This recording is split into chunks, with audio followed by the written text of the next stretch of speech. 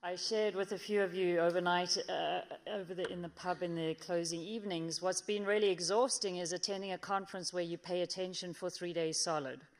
Mostly you can drift off for a bit in the middle there, you don't have to listen in, but I found myself listening with great attention to every speaker. I'd like to start by thanking you all for attending. We set out to bring together directors primarily and some of the welfare teams. And it is really important that we as directors and CEOs are engaging with these issues. Our staff feel passionate about it, but it stops sometimes when it comes up to the top. To have us here listening to the incredible speakers from other industries, the incredible speakers from the welfare community, the incredible speakers from other related tasks that spoke. When we started putting this conference together, WASA had published the strategy and we wanted a symposium or a conference on welfare. And for us that was a first, but for Detroit it's the fourth. And I think that coming together with Detroit, instead of running this as a standalone WASA conference where we sat in closed ranks and told each other how great we were and how well we were doing, has just really enriched the whole discussion. To be able to leverage off Ron's immense network and connections, to be able to get the speaker panel that we had here is an absolute privilege. And it was kind of like watching my bookshelf come to life. Just such amazing, amazing speakers. And so I would like you all to join me in thanking Ron, Scott, Stephanie, and the Detroit team, the people that have done everything for us, from making sure we got into the room, the videos, everything.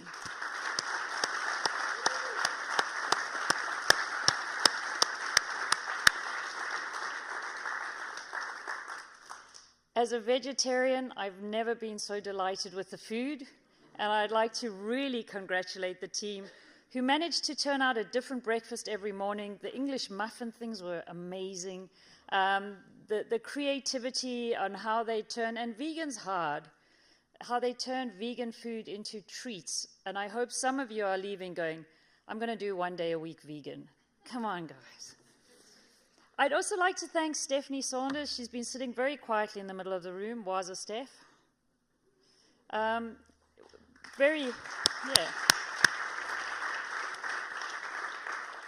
She has very quietly and competently held the WASA side of our contribution, which is considerably smaller together. I'd also like to thank Susan Hunt in particular and single her out. Susan.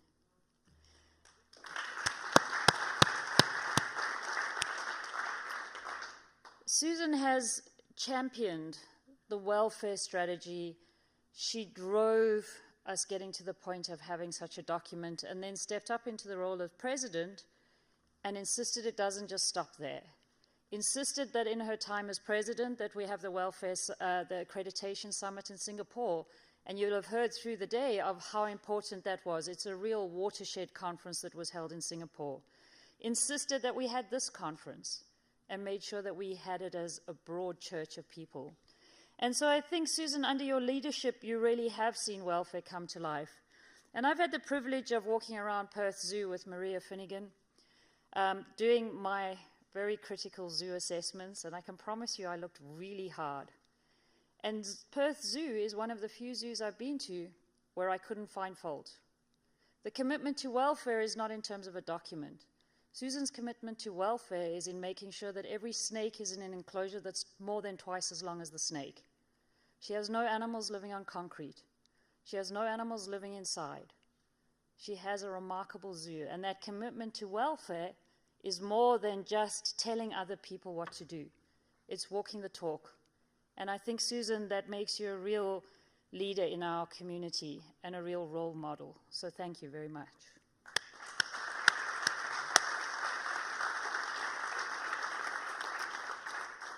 On Wednesday, so I'm flying home from here, I get home on Tuesday. On Wednesday, I'll be presenting to the ZAA conference on trends in animal welfare. And I'll be taking a summary and an abridged version of what happened here. And Scott, thank you. I'm going to open with that line that all the world has to do is let Australians run the world. I now have an opening line that I really like. and to be able to share some of the lessons. And there's a couple of things that I'm just going to share that I took out of the couple of days. From some of those keynote speakers, and I would really encourage you, there's two things I'd like you to do when you go home. But one of them would be to pick up books written by that panel of speakers that we listen to. I've heard people say, where's their justification, where's their science, where's that? You know as well as we do, it's hard to put that into a 20-minute presentation. But read a book by these guys.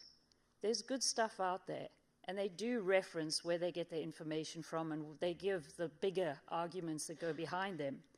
From David this morning, I love the idea that people matter in animal welfare. It seems obvious, but he did it so well. Temple Grandin, wow, what a legend. She's fantastic. And I think that idea that we could have the Temple Grandin standard of how we try to think about things from an animal point of view.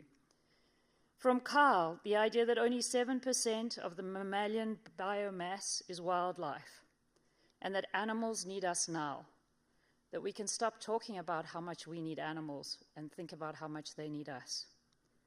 From Mark, he said early on in his talk, animals want to live in peace and safety.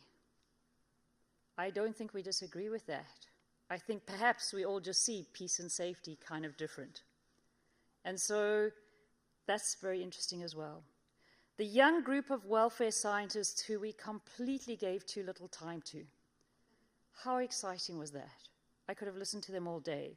To listen to what we're doing with cognitive challenges, how we should be thinking about lifetime reproductive planning, and the cumulative life experiences, just to mention a few. This is the cutting edge of welfare. Really incredible. And that brings me to my second challenge for you. The second challenge is we've all said we must communicate more. And so please, write something after this. Write something, an opinion piece you put into your local paper. Write a post that you put on LinkedIn. And if you don't do it, I'll know because I'm friends with most of you on LinkedIn. But share the word of what you heard. Share the word of what your commitment is. Let's make it more public. Let's share these stories. Let's start practicing writing these stories and getting them out there early so that for every one story that gets written that's negative about zoos, there's 50 that's positive. Let's write our stories. And because stories are so important, I'm going to end with a story. And the story, I think, is a story about how we look after animals in our zoos and how far we have come from the perceptions of how we do it. Last year, we had an elephant calf born. And as you know, anyone who has elephants, there's a 2-year waiting period. There's an incredible excitement when you get close to the delivery date. And a little female elephant calf was born, and we were ecstatic. But after a while, she didn't stand up, and the keepers got more and more worried. And what they were able to see is that she was born with a thing called carpal flexion, which is the first joint doesn't straighten out. And it's something you get in horses quite often. They're able to treat it, and vets know about it in horses. It wasn't something that we were aware happened in elephants. Although I do know I've seen a video online of a wild elephant walking around with that first flexion. And so our little elephant girl was born with that, little Willow we called her. And we had to take the tough decision of pulling her off the mom. But we decided it was also in her best interest to go back with the mom as soon as possible. So we didn't take her away somewhere like up to the vet hospital. We moved in an ICU unit right next to the elephants, in the barn. And she was treated by horse vets that put plaster casts on her little legs and straightened them out. She was massaged by a physiotherapist. We put on teams of 3 staff at a time on 24 hours a day, so 3 shifts of 3 staff. And if you think that's cheap, you should see what we pay professionals in Australia. But we also made sure she was next to her mother and the rest of the herd. They had free access in the barn at all times. The mom would spend a lot of time with her trunk, just touching her calf. We thought that was really important. We also worked out she didn't suckle particularly well. And at one point, we then decided that we had to feed her through a drip, and so a drip was inserted. And she rallied. This little calf was as strong as you can imagine. Willow fought. And when we think animals don't want to live, spend some time with the sick one that wants to live. Every day she fought. And I knew that sooner or later I was the one who was going to have to take one of these hard decisions. And when I'd call everyone together, what we had was an elephant that was severely compromised but was not terminally ill. And every time I thought, this is the weekend, we're going to lose her, I'd go in on a Sunday morning and she'd stand up. It's like she knew I was there and she knew who I was. And she'd stand up and run around. I go, sure, she's okay. And then 2 days later, she'd come down again. And this went on for a month. And my staff worked round the clock. And we told the media about it. Our vets were on the TV twice a week, giving updates on how Willow was going. But eventually, it looked like the fever was too bad, and we took the decision to anesthetize her and take her down the road to the veterinary hospital and get a really good workup on anesthetic to make sure that we weren't prolonging a life that we shouldn't be. And when we did that, we realized that her little body was so racked with infection, we weren't going to be able to save her. Now, what we would have done in the past is just euthanized her there at the veterinary clinic. But we didn't do that. What we did was we drove her back to the zoo, and on the way they called in everybody who wasn't at work that day, that had worked with the little calf. And they all came to the zoo. And then we put her back in the yard next to, in the house, in the stall next to the elephants. The keepers all filed through and said goodbye to her. And we all stood on the back line outside the enclosure. They reversed the anesthetic and brought her awake with the whole herd right next to her. They then gave her the euthanasia drug and stepped out. We opened the doors and the elephant herd came in. Her mother went over and stood over the top of her while she was still alive and was there while she died. Oh, I'm getting choked up. We left her in with them overnight, and in the morning we opened the doors and the herd moved out. They'd said their goodbyes. And I tell you the story because I think that's how much we care. And I think we've moved on to understand that animals grieve and animals have emotion. And we grieve and we have emotion. And we shared that story with our community because they also wanted to have emotion. The keeper's office, the walls were plastered with cards and posters. And all the cards said, "Thank you for trying." All the cards said, "Thank you for fighting." None of them said, "You shouldn't be doing this." That's the power we have. It's been an absolute pleasure to share these 3 days with you, and we will see you in Cologne for round 2. Thank you very much.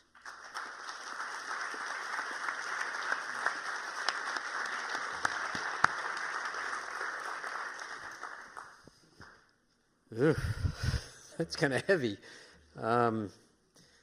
So, first of all, let me start with some thank yous.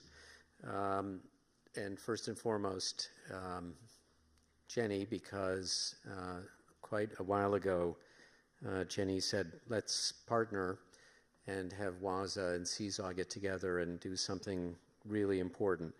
And it's been a very exciting opportunity for us to put this together. Obviously, I introduced to you earlier, I think it was yesterday, our team from Seesaw.